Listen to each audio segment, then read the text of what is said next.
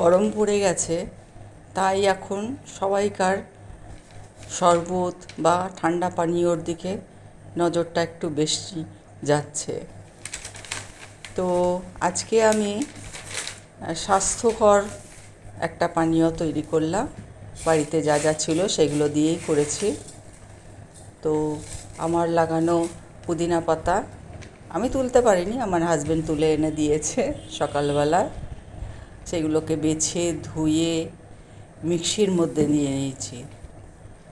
অনেকে একটু ঝাল ঝাল পছন্দ করে, অনেকে একটু টক টক পছন্দ করে, অনেকে একটু মিষ্টিটা বেশি পছন্দ করে, সেই বুঝে আপনারা দেবেন।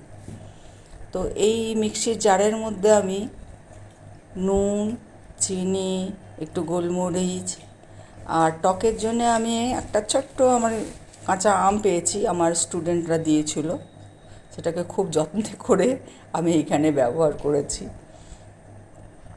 সেইটা দিয়ে মিক্সির সঙ্গে একসঙ্গে সব ঘুরিয়ে নিলাম, আর ঘুরিয়ে নিয়ে তারপরে সেটাকে ছেঁকে নিয়েছি।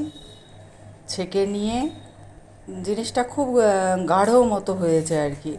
গাঢ়টা করে আমরা তো দুজন অত লাগেনি, সেই জন্যে কিছুটা নিয়ে আর বাকিটা ফ্রিজে রেখে দিয়েছি জল মিশিয়ে, সেরকম হিসেবে খেয়েছি আর কি। কাঁচা আমগুলোকে ছোট্ট ছোট্ট টুকরো করে তবে মিক্সির জারে দিয়েছি, খোলাটা ভালো করে ছাড়িয়ে ধুয়ে, না হলে বড় দিতে গেলে তো চারিদিকে ছিটকে যাবে, ওই জন্য খুবই কচি ছিল। খুব বেশি টকও ভাল লাগে না, খুব বেশি মিষ্টিও ভাল লাগে না, আর খুব বেশি ঝালও লাগে না।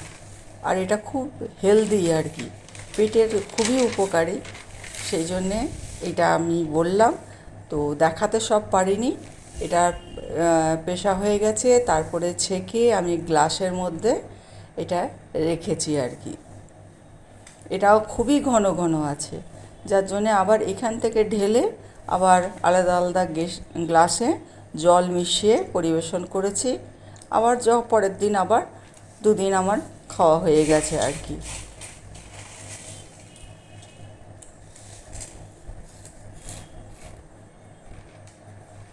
দেখুন, বড় গ্লাসের এক গ্লাসই আমার হয়েছে।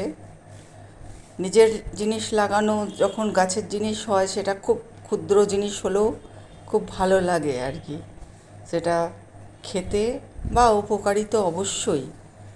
এর মধ্যে আপনারা বরফ কুচি, যে কোনো ফ্রুট বা লেবুর রস, অনেকে আবার তেঁতুল দিয়েও চাটনিটা বানায়, অনেকে চাটনি হিসেবেও খায়, আর অনেকে শরবত হিসেবেও।